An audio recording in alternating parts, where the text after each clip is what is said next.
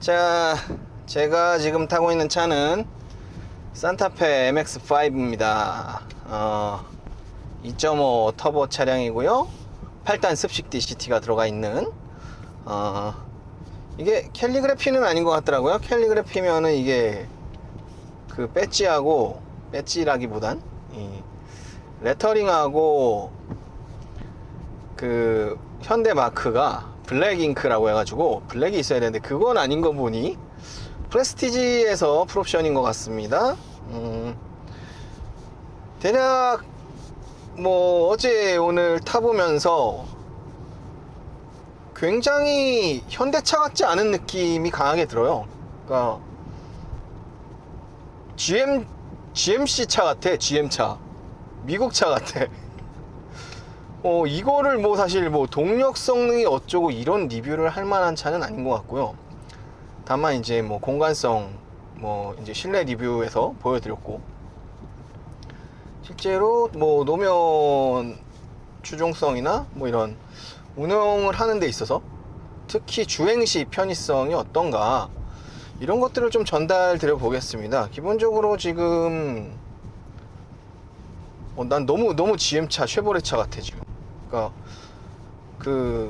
우리 앞서도 말씀드렸지만 이 8단 DCT의 구성 자체가 너무 부드럽게, 그러니까 현대차만 타시던 분들은 부드럽게 라고 생각을 하실 수 있고, 그 외에 독일 차들 같은 거 타시던 분들은 뭐 약간 굼뜨네 정도로 느끼실 수 있을 것 같은데, 이게 되게 그 쉐보레 트래버스의 그런 굼뜸과도 비슷해요.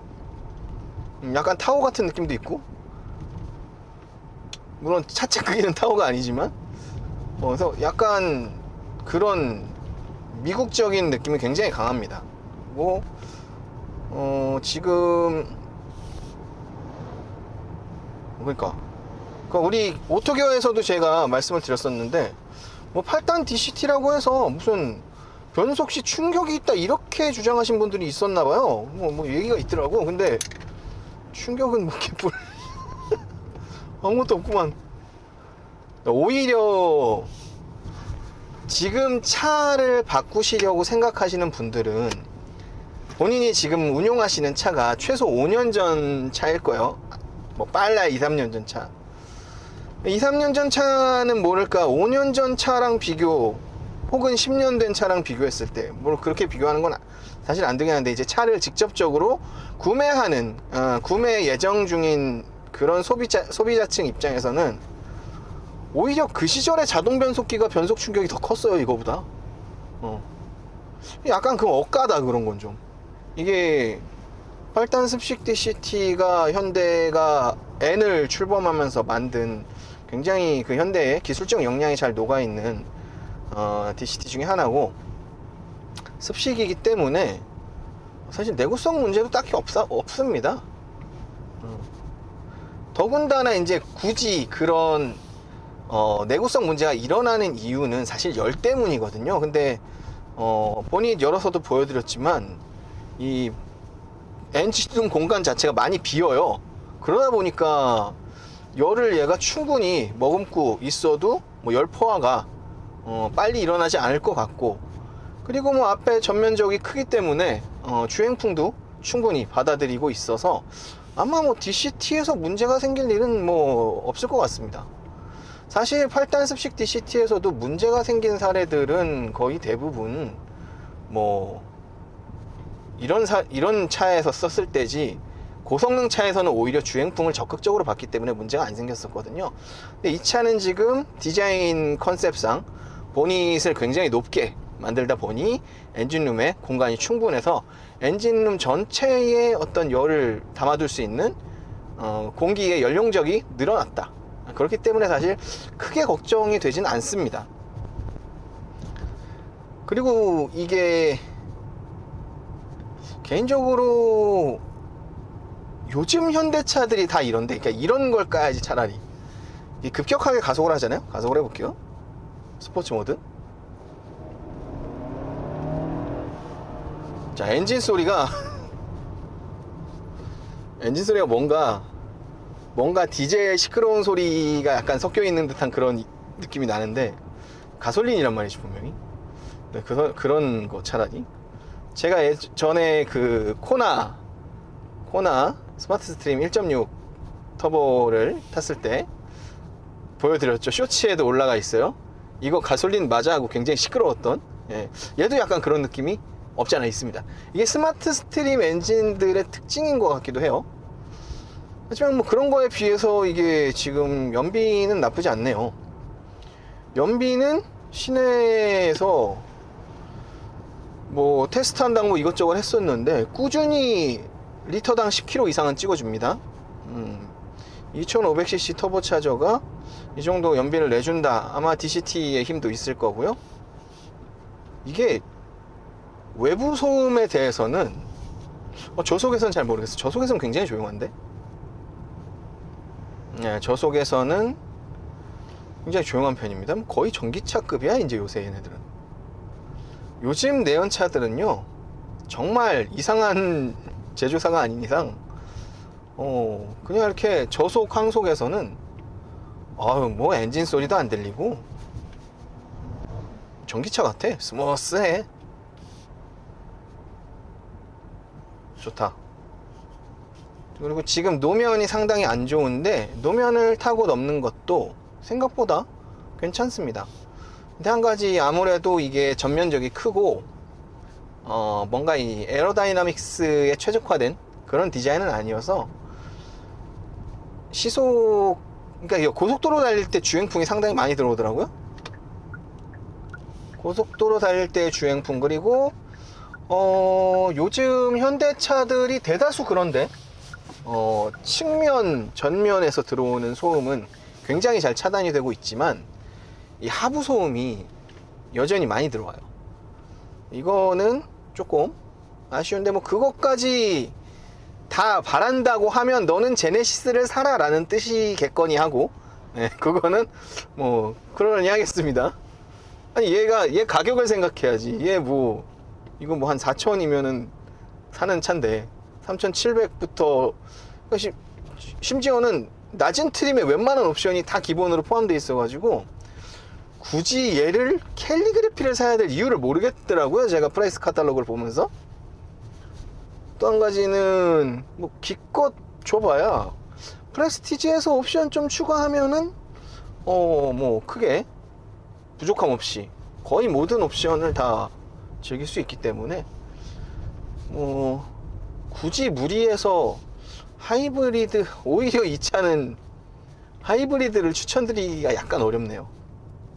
아예 주행거리가 많으면 그냥 EV9을 가시는 게 맞는 것 같고, 근데 주행거리가 평범하다, 근데 이렇게 큰 차가 필요하다 그러면은 이게 지금 사실상 실내 공간이 워낙 잘 뽑혀서, 심지어 휠베이스도 아이오닉 6보다 짧단 말이죠.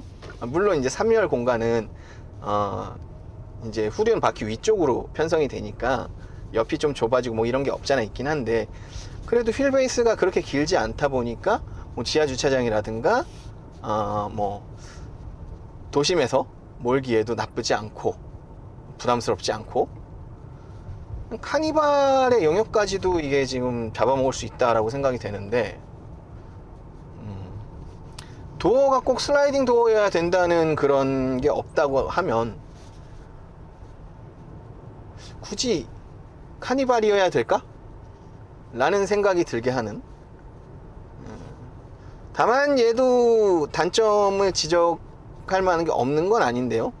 단점으로 지적할 만한 가장 큰 게 뭐냐면, 지금 이 차량 HDA2가 분명히 적용되어 있는데, 이것 때문에 제가 HDA2에 대한 호평을 약간 철회하겠습니다.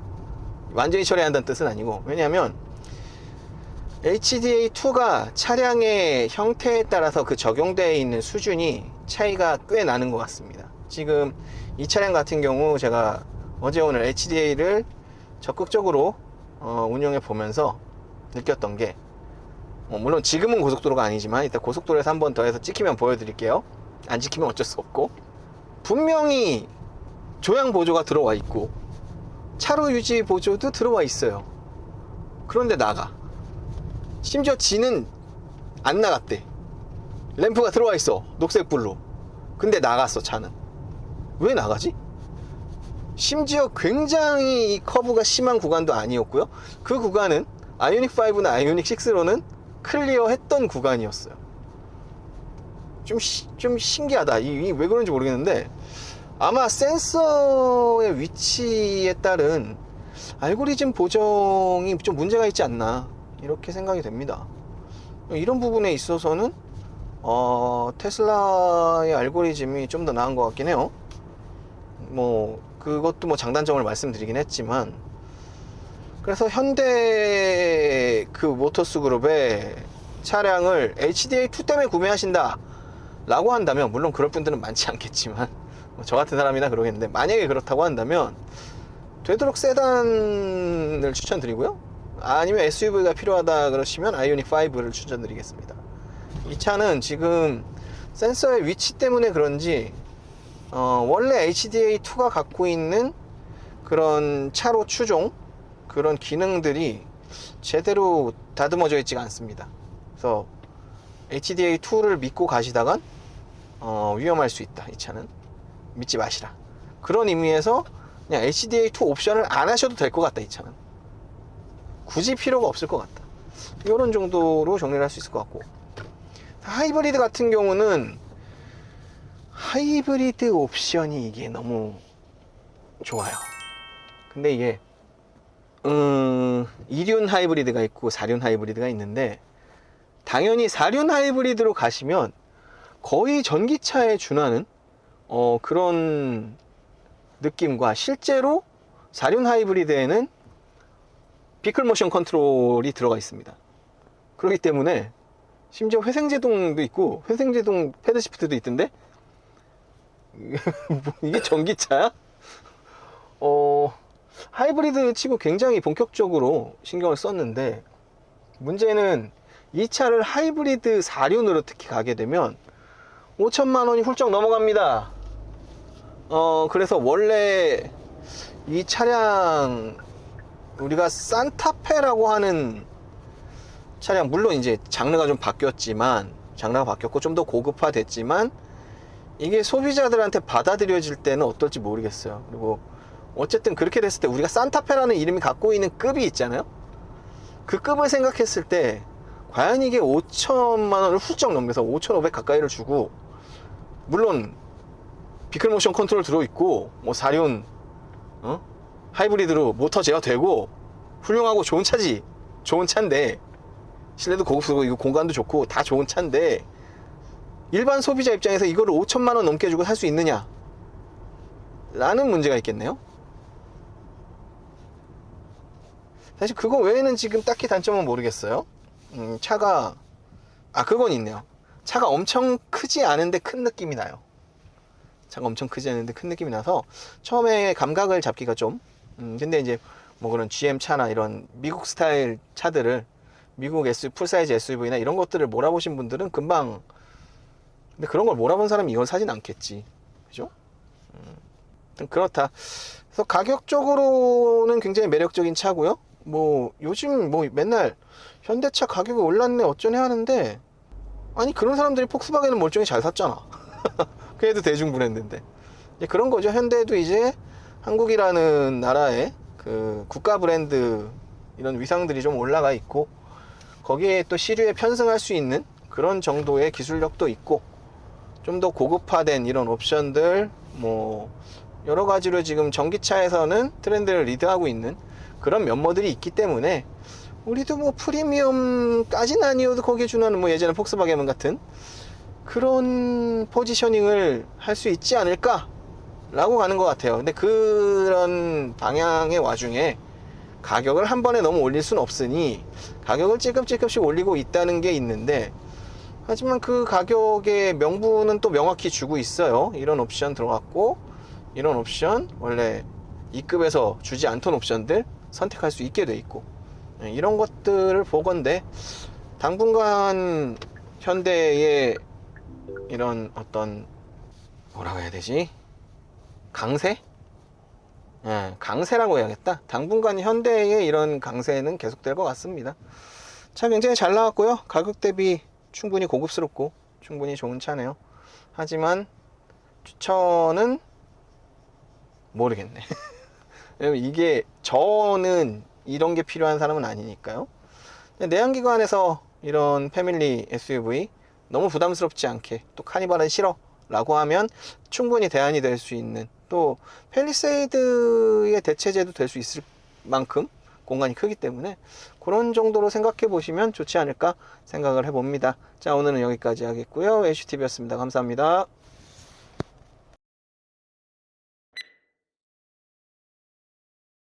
자, 지금 고속도로고요. HDA2를 켜고 가고 있습니다. 이게 지금 잘 나올지 모르겠는데 일단 지금 몇 가지를 테스트해 보면서 원래 HDA2에서 개선된 사항도 있긴 하네요. 원래 톨게이트, 특히 이제 단일차로 톨게이트를 지날 때 얘가 놓치는 경우가 있었어요. 자주. 그래서 톨게이트를 지날 때 항상 놓치는가 확실하게 센서 상황을 주시하시라고 말씀을 드렸는데, 물론 계속 그래야 하는 건 맞지만 이 녀석 같은 경우는 지금 몇 번 톨게이트를 지났는데 단일차로 톨게이트에서도 조향 보조를 놓질 않네요. 잡혀 있습니다. 그리고 지금 인천 김포 고속도로고요. 생각보다 MVH가 나쁘진 않은데, 뭐라 그래야 되지 이거? 풍절음은 어쨌든 들리고요. 소리는 나요. 근데 되게 거슬리게 가까이서 크게 들리진 않네요. 운행 중에 대화를 해도 충분히 상호 간의 대화가 잘 들리는 그런 정도는 됩니다. 자, 차로 차선 변경 보조 잘 들어가고요. 근데 조금 급한 코너에서, 코너도 아니야, 그러니까 직진인데 조금 커브가 좀 있는 그런 곳에서 한번 이 차선 바깥을 물게 되면 이게 지그재그로 왔다 갔다 하는 그런 경향이 조금 있어요. 그리고 지금 이런 식으로 약간 굴곡진 길, 여긴 별로 괜찮구나. 아니네. 이런 데서도 지금 바깥쪽으로 좀 가는 경향이 있네. 약간이지만 기존의 세단에서 보여지는 HDA2의 특성을 보면 이렇게 굴곡진 길을 갈 때는 코너 안쪽으로 약간 더 파고드는 경향이 있었는데, 얘는 살짝 밖으로 밀리는 그런 경향이 있습니다. 그래서 한 번은 쑥 하고 은근슬쩍 넘어가더라고요. 그때의 환경을 재현하기가 쉽지 않은데, 아무튼 바깥쪽으로 가네. 자, 최대한 제가 간섭하지 않고 차량이 가는 대로 가보겠습니다.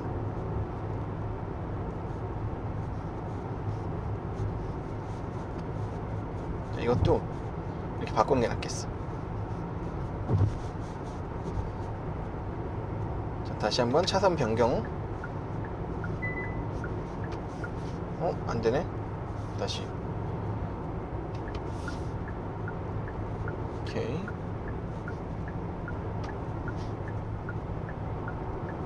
자, 다시 차선 변경.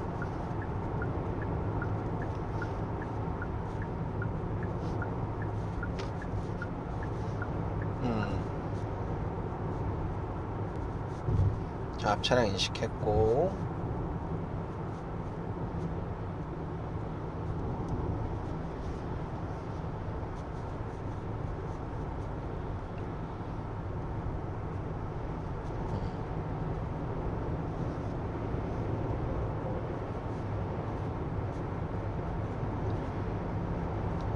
약간 차량의 이동에 대한 센서 응답이 센서가 느린 건지 아니면 얘가 지금 처리하는 게 느린 건지 모르겠는데 약간 느린 듯한 느낌이 들어요. 그리고 지금도 약간의 지그재그, 크게 지장은 없는데, 자, 풍절음, 바람이 부서지는 소리는 굉장히 많이 나요. 하지만 꽤 멀리서 들립니다. 자, 지금도 바깥쪽으로 살짝 밀리는 경향이 없지 않아 있어요. 그래서 왜? 어? 잘못 인식했네. 자, 좀 전에 보였을지 모르겠는데 잘못 인식됐죠. 자, 가속 스포츠 모드. 왜냐면 저쪽에 차가 붙는데 옮겨봐야 되기 때문에.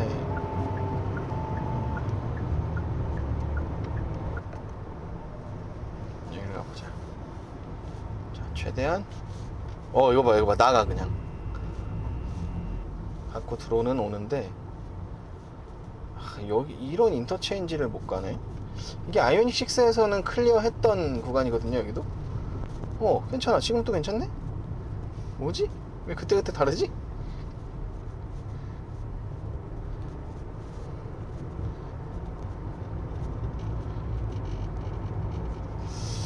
약간 불안합니다. 이게 아니, 두 번째 커브 구간이 더 이 커브가 급격했는데도 불구하고 두 번째는 잘 돌아 나갔거든요. 근데 첫 번째는 나갔단 말이에요. 희한하네. 무슨 기준일까? 자, 단일차로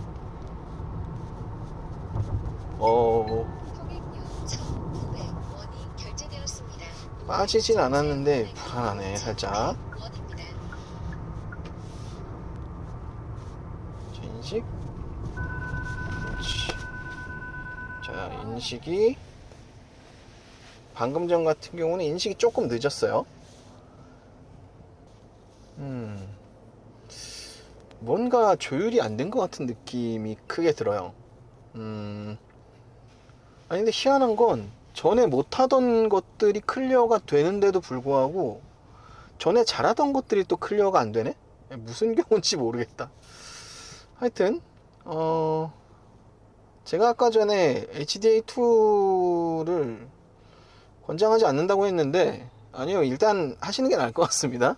HDA2를 선택하시고 업데이트를 기다리는 게 아무래도 또 얘가 또 학습도 되니까, 얘는 지금 시승차기 때문에 학습 영역에서의 부족한 부분들도 있다고 생각이 되어지니까 학습이 되면 충분하지 않을까, 그렇게 한번 생각을 해볼게요. 일단 왜냐면 전에 클리어 못하던 거를 클리어하는 영역들도 지금 있기 때문에